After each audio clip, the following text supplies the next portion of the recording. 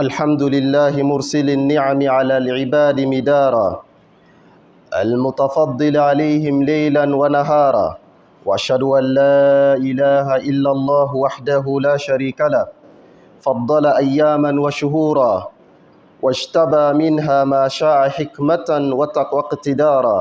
وأشهد أن سيدنا محمدا عبده ورسوله خير خلقه طرا، أدى الأمانة وبلغ الرسالة ونصح الأمة وكشف الله به الغمة، صلى الله عليه وعلى آله وأصحابه ومن تبعهم بإحسان إلى يوم الدين.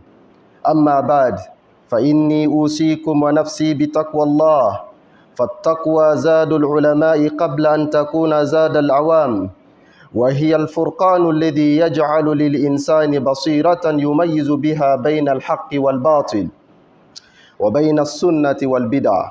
قال تعالى: يا أيها الذين آمنوا إن تتقوا الله يجعل لكم فرقانا ويكفر عنكم سيئاتكم ويغفر لكم والله ذو الفضل العظيم. أيها الإخوة والأخوات، يا أهل العلم والبصيرة، إن الله تعالى هيأ الزمان لطاعته وجعل السنة 12 شهرا، واختار منها أشهرا حرما تعظيما لحرمة الدين والدماء والأعراض. قال سبحانه: إن عدة الشهور عند الله 12 شهرا في كتاب الله يوم خلق السماوات والأرض منها 4 حرم. وقد بين النبي صلى الله عليه وسلم هذه الأشهر الحرم بيانا لا لبس فيه. فعن أبي بكرة رضي الله عنه قال النبي صلى الله عليه وسلم: إن الزمان قد استدارك كهيئته يوم خلق السماوات والأرض، السنة 12 شهرا منها 4 حرم، 3 متواليات: ذو القعدة ذو الحجة والمحرم ورجب مضر الذي بين جمادى وشعبان. رواه البخاري. فرجب يا أهل العلم شهر حرام له فضل عام لاندراجه في ال4 الحرم، فيه تعظم حرمة الدماء ويطلب فيه تزكية النفوس وابتعاد عن الظلم، لأن المعصية فيه أغلظ، كما أن الطاعة فيه أعظم أجرا باعتبار الزمان. ولكن هنا محل النقد العلمي: هل ثبت لرجب فضل خاص في نوع معين من الإبادة، صيام مخصوص أو صلاة مبدوعة أو ليلة محددة؟ Louange à Allah, le dispensateur des bienfaits. Il répand ses grâces sur ses serviteurs en abondance. J'atteste qu'il n'y a point de divinité à part Allah seul, sans associé.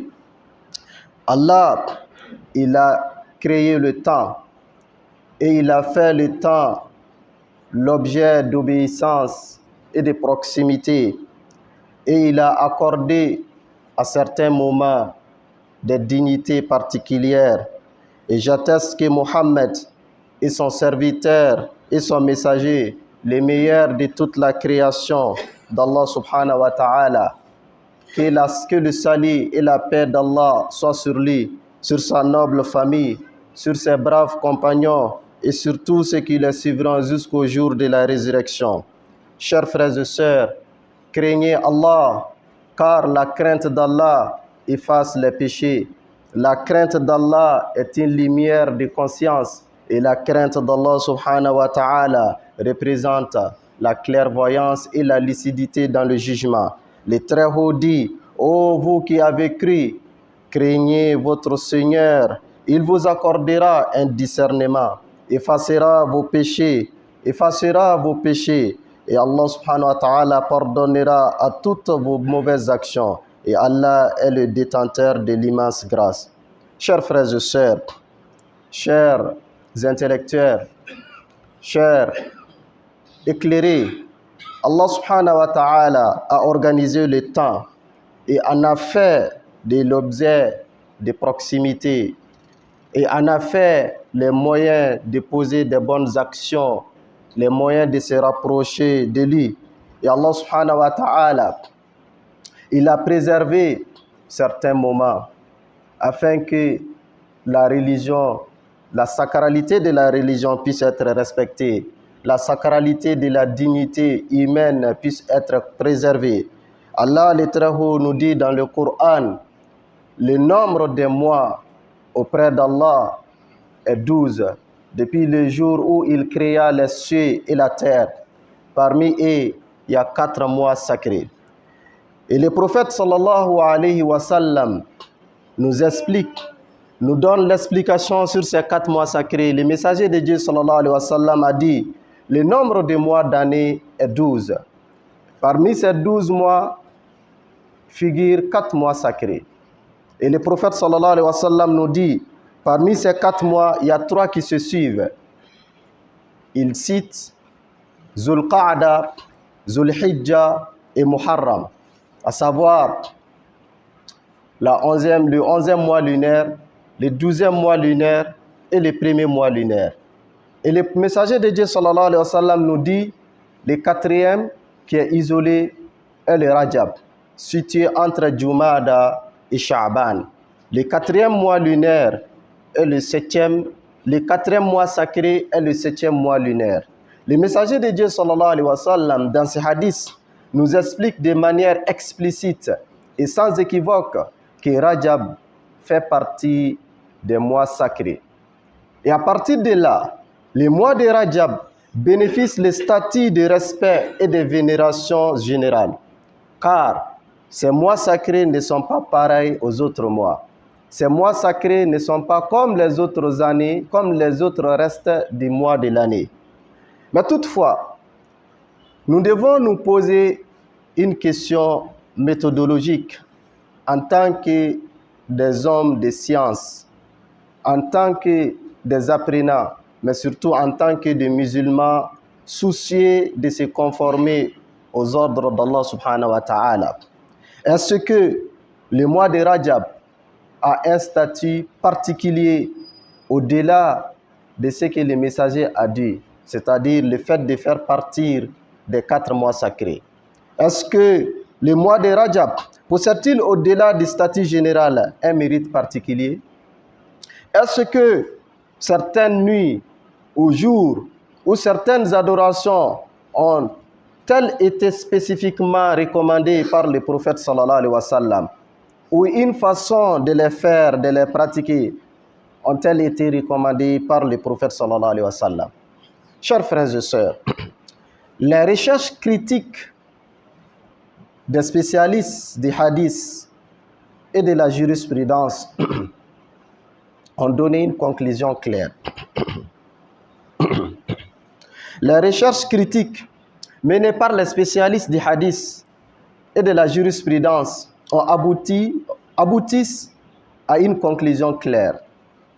Ils disent, les spécialistes, il n'existe aucun texte authentique de manière explicite évoquant un mérite particulier uniquement au mois de Rajab, ni à aucun jour spécifique, ni à aucun moment particulier, ou ni à aucune quelconque adoration particulière apposée durant ces mois sacrés. Mais toutefois, cela ne veut pas dire que le mois de Rajab ne bénéficie pas le statut des mois sacrés. Toutefois, cela ne veut pas dire que le mois de Rajab ne fait pas partie du cercle des mois sacrés. Et quand on parle des mois sacrés, ça veut dire ce sont les périodes particulières, les périodes où nous devons augmenter l'engagement et l'effort de l'adoration, les périodes où nous devons faire des preuves de retenue, d'abstinence vis-à-vis des péchés, les moments où nous devons veiller davantage au respect des droits d'autrui. Chers intellectuels, chers universitaires, chers enseignants, chercheurs, chers médecins, chers pharmaciens, chers ingénieurs, chers cadres, la question de Rajab n'est pas une simple question du mois de l'année, mais c'est toute une méthodologie d'adoration. Car notre religion ne se fonde pas sur des envies, ne se fonde pas sur des volontés, mais tout d'abord, la boussole c'est la révélation. La boussole, c'est la conformité à ce qui a été révélé par Allah subhanahu wa ta'ala. Le croyant doit se conformer dans ses pratiques à ce que le prophète sallallahu alayhi wa sallam a enseigné, car c'est lui qui a été choisi par le Créateur, c'est lui qui a porté le message et l'a transmis fidèlement. Il n'a jamais caché, il n'a rien omis. Avant de quitter ce monde, il a tout transmis. Donc la foi et la sincérité ne résident nullement dans la frénésie de poser des actions, mais avant tout de se rassurer à leur légitimité avant de les poser. Notre responsabilité en tant que des hommes de science, en tant que des hommes du savoir, c'est surtout de clarifier la distinction entre ce qui révèle de la sunna, ce qui révèle de la sunna explicite de ce qui révèle des rajouts et de l'innovation. Les musulmans doivent faire extrêmement attention à l'innovation. Quelle que soit ta sincérité, ton engagement, tu dois veiller de ne jamais ajouter quoi que ce soit dans cette religion. Notre responsabilité, c'est d'expliquer la sacralité de Rajab. Sa sacralité réside de ce qu'Allah subhanahu wa ta'ala l'a attribué. Rajab fait partie des 4 mois sacrés, mais sa sacralité n'est pas liée à des mythes, à des coutumes, à des traditions non explicables. Sa sacralité n'est pas liée à des songes et à des rêves, mais sa sacralité relève parce qu'Allah dit ça fait partie des 4 mois sacrés. Chers frères et sœurs, notre responsabilité, c'est de manifester l'hommage du mois de Rajab. Et pour manifester l'hommage du mois de Rajab, nous devons veiller à réforme de l'éthique, à réforme des morales. Nous devons réviser nos comportements vis-à-vis de la loi. Et quand on dit révisons nos comportements et habitudes vis-à-vis de la loi divine, ceci révèle quoi? D'abord, l'affermissement des principes de conformité. Les musulmans doivent toujours être attachés, cramponnés et toujours essayer de se conformer aux principes enseignés par les messagers de Dieu sallallahu alayhi wa sallam. Conformité aux textes solides, mais pas à des textes qui laissent des interprétations équivoques. Nous devons rejeter des superstitions et des pseudo-traditions, car notre religion est celle qui est reconnue par Allah subhanahu wa ta'ala. Et nous devons aussi contribuer à l'éducation de la jeune génération, à un islam articulant la foi, la rigueur des recherches, la rigueur dans tout ce que le musulman doit mener, la rigueur surtout dans les critiques des textes ainsi que des traditions rapportées, pour voir est-ce que ces traditions et ces textes rapportés sont conformes aux enseignements du prophète sallallahu alayhi wa sallam. Mais surtout, nous devons tout faire pour enseigner la nouvelle génération à la responsabilité civique. Je demande à Allah subhanahu wa ta'ala de nous accorder à tous la compréhension saine de cette religion. Qu'Allah subhanahu wa ta'ala purifie nos cœurs, qu'Allah subhanahu wa ta'ala augmente notre foi, qu'Allah subhanahu wa ta'ala nous augmente davantage dans le savoir et qu'Allah subhanahu wa ta'ala nous aide à se cramponner à la tradition du messager de Dieu sallallahu alayhi wa sallam. Aqulu qawli hadha wa astaghfirullah li wa lakum wa lisa'iril muslimina min kulli dhanb fastaghfiruhu innahu huwal ghafurur rahim.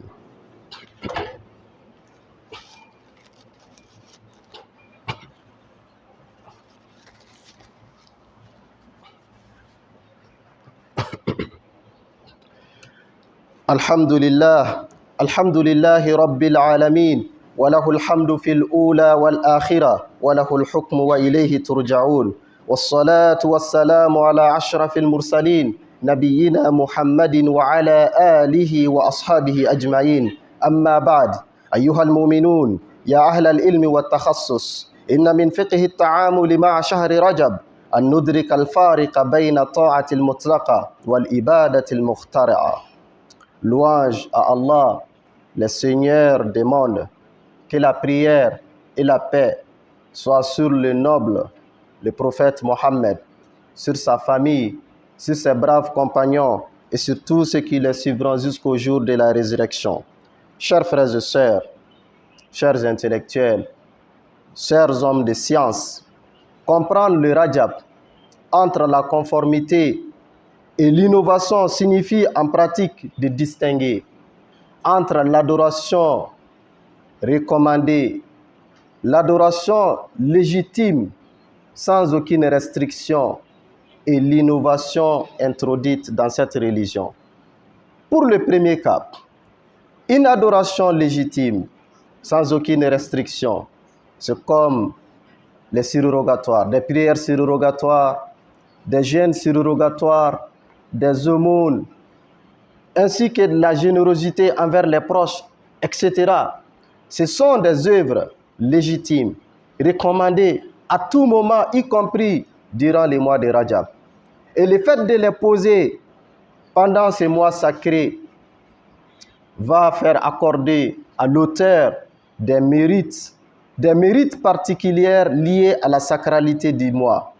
Mais par contre, en revanche, en ce qui concerne l'innovation, il s'agit de penser, réfléchir sur une manière de se rapprocher d'Allah subhanahu wa ta'ala, en indiquant des mérites spéciaux, en méritant des récompenses précieuses, sans être annoncées par Allah subhanahu wa ta'ala, sans être promises par le messager de Dieu sallallahu alayhi wa sallam. Et ceci relève du sphère de l'innovation et de l'égarement. Et d'ailleurs, le messager de Dieu sallallahu alayhi wa sallam nous prévient par rapport à cette attitude en nous disant Man amila amalan laysa alayhi amruna fahuwa raddun. Le prophète a dit quiconque œuvre d'une action sans être adossé à notre recommandation, une action volontaire, une action réfléchie individuellement, une action pensée sans être en conformité aux enseignements du messager. Le prophète a dit, l'auteur ne peut nullement penser à une récompense divine. Qu'Allah subhanahu wa ta'ala nous préserve de l'innovation. Chers frères et sœurs, notre responsabilité en tant que croyants, en tant que musulmans, c'est de veiller à s'informer, à se rassurer, à vérifier les informations et surtout avoir le courage en tant que des hommes de science, le courage en tant que des professeurs, des enseignants, chercheurs, des cadres, des ingénieurs, des étudiants, des médecins et pharmaciens. Nous devons avoir ce courage d'avoir l'esprit critique scientifique par rapport à tout ce qu'on nous apporte comme information. D'avoir le courage de demander, est-ce que cette information c'est appuyé? Est-ce que la source est fiable? Est-ce qu'il n'y a pas un mélange? Nous devons avoir le courage de toujours vérifier et de faire des confrontations afin de ne pas gaspiller son énergie, afin de ne pas disperser ses efforts, afin de ne pas perdre son temps à une œuvre pour laquelle la récompense n'est pas garantie. Chers frères et sœurs, nous devons montrer de la véritable noblesse. Cette véritable noblesse se trouve dans la fidélité à la révélation. Les musulmans doivent être fidèles à la révélation. Avant de penser aux paroles de ses maîtres, aux paroles des hommes que nous qualifions comme saints, aux paroles des personnes que nous estimons être des pieux, nous devons toujours être conforme à la révélation. Cherchez d'abord qu'est-ce que la révélation a dit. Qu'est-ce que la révélation a interdit? Est-ce que ceci, c'est sur la base de la révélation ou c'est à la suite d'une pensée personnelle? Chers frères et sœurs, nous devons canaliser la ferveur religieuse vers des finalités conformes à l'esprit de la charia, qui sont entre autres la justice, l'honnêteté, la solidarité, l'intégrité dans la recherche scientifique, la probité dans la gestion des affaires publiques et la bienveillance dans les services des citoyens. Chers frères et sœurs, le mois de Rajab, convenablement compris, peut devenir pour nous, dans le cadre de nos milieux universitaires, dans le cadre de nos laboratoires, de nos industries, de nos usines, de nos activités professionnelles, un laboratoire de réforme éthique. Réforme de la relation au savoir. Nous devons éviter les plagiats. Nous devons éviter les superficiels. Nous devons éviter les copier-coller sans la rigueur scientifique. Le mois de Rajab pour le musulman, ça doit être un laboratoire de réforme d'éthique pour un croyant. Car il y a beaucoup de choses qui sont dites à propos de ce mois, alors que peu de ces informations sont vérifiées. Peu de ces informations sont des vraies informations. Et un musulman, quand tu comprends cette notion, tu dois la traduire dans tes quotidiens, dans tes habitudes, notamment si tu appartiens au milieu des sciences. Tu dois lutter contre les plagiats et contre les superficiels. Le mois de Rajab doit être pour nous un laboratoire de réforme de l'éthique, réforme de la relation au pouvoir, refus de l'habit, refus de l'arbitraire et du favoritisme, mais aussi de réforme de la relation à l'autrui, le respect de l'autrui, l'écoute de l'autrui, l'empathie envers l'autrui et surtout le service des biens communs. Chers frères et sœurs, le mois de Rajab, c'est un mois sacré, c'est un mois de recueillement, c'est un mois d'effort, c'est un mois d'abstinence, c'est un mois où le musulman doit faire une preuve de retenue, une preuve de préparation et de réchauffement avant le mois de Ramadan. Car quand on parle de Rajab, ce qui veut dire il y a un seul mois qui nous sépare de ces grands tournois, de cette grande compétition, de cette période de promo exceptionnelle où le prix c'est le paradis, c'est le pardon d'Allah, c'est l'affranchissement du feu de l'enfer qui sont promis pendant ces moments. Un moment qui contient une nuit meilleure que l'adoration de 1000 mois. Le croyant, l'intelligent, c'est celui qui se prépare, qui commence à se réchauffer et qui commence à poser, à faire des planifications. Comment je pourrais mieux profiter cette année, le mois de Ramadan? Comment je garantirai mon accès au paradis?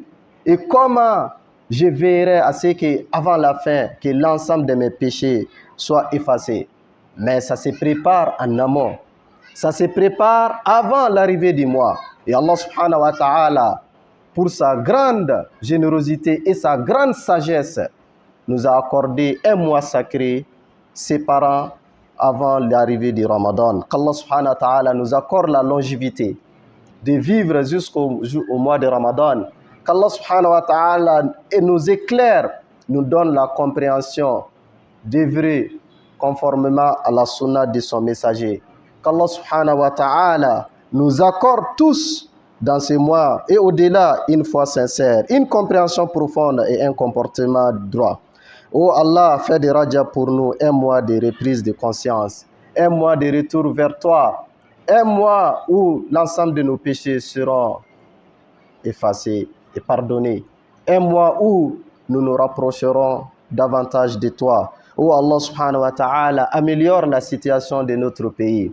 Oh Allah subhanahu wa ta'ala, accorde-nous la paix, accorde-nous la stabilité, accorde-nous la concorde. Allah subhanahu wa ta'ala, on te supplie de faire que les cœurs des Maliens puissent accepter que les cœurs s'unissent et que tout le monde soit derrière les autorités et qu'Allah subhanahu wa ta'ala éclaire leurs décisions, qu'Allah subhanahu wa ta'ala leur facilite la prise de décisions salutaires pour le pays et pour la vie de la nation, qu'Allah subhanahu wa ta'ala préserve nos frontières, qu'Allah subhanahu wa ta'ala guide les égarés parmi nous, guide ceux qui ont décidé de se révolter contre le pays, qu'Allah subhanahu wa ta'ala leur guide vers le droit chemin et qu'Allah subhanahu wa ta'ala assiste nos frères et sœurs éprouvés dans tout le monde, à travers le monde, nos frères et sœurs particulièrement de Palestine qui se battent depuis plus de 70 ans pour leur indépendance, pour leur liberté, pour recouvrir l'intégrité de leur territoire. Qu'Allah subhanahu wa ta'ala les assiste dans leur lutte héroïque et historique. Qu'Allah subhanahu wa ta'ala assiste tous les dirigeants des pays musulmans. Qu'Allah fasse qu'ils puissent s'unir pour faire triompher cette religion. Qu'Allah subhanahu wa ta'ala assiste et bénit les savants parmi nous, les enseignants parmi nous, les chercheurs parmi nous, les étudiants parmi nous. Qu'Allah subhanahu wa ta'ala accorde et guide l'ensemble de la jeunesse de notre pays. ربنا ظلمنا أنفسنا وإن لم تغفر لنا وترحمنا لنكونن من الخاسرين. اللهم لا تدع لنا ذنبا إلا غفرته ولا هما إلا فرجته ولا دينا إلا قضيته ولا مريضا إلا شفيته ولا مبتلا إلا عافيته ولا جاهلا إلا أعلمته ولا عازبا إلا زوجته ولا ولدا إلا أصلحته ولا بنتا إلا أحسنت فرجه ولا حاجة من حوائج الدنيا والآخرة هي لك رضا ولنا فيها صلاة إلا أعنتنا على قضائها ويسرتها برحمتك يا أرحم الراحمين. ربنا هب لنا من أزواجنا وذرياتنا قرة أعين وجعلنا للمتقين إماما اللهم أمنا في أوطاننا واصلح أئمتنا وولاة أمورنا اللهم من أرادنا وبلادنا وديننا خيرا فوفقه كل خير ومن أرادنا وبلادنا شرا فاشغله بنفسه وأرنا فيه عجائب قدرتك برحمتك يا أرحم الراحمين ويا أكرم الأكرمين. اللهم صل على محمد وعلى آل محمد كما صليت على إبراهيم وعلى آل إبراهيم وبارك على محمد وعلى آل محمد كما باركت على إبراهيم وعلى آل إبراهيم إنك حميد مجيد. سبحان ربك رب العزة أما يصفون وسلام على المرسلين والحمد لله رب العالمين.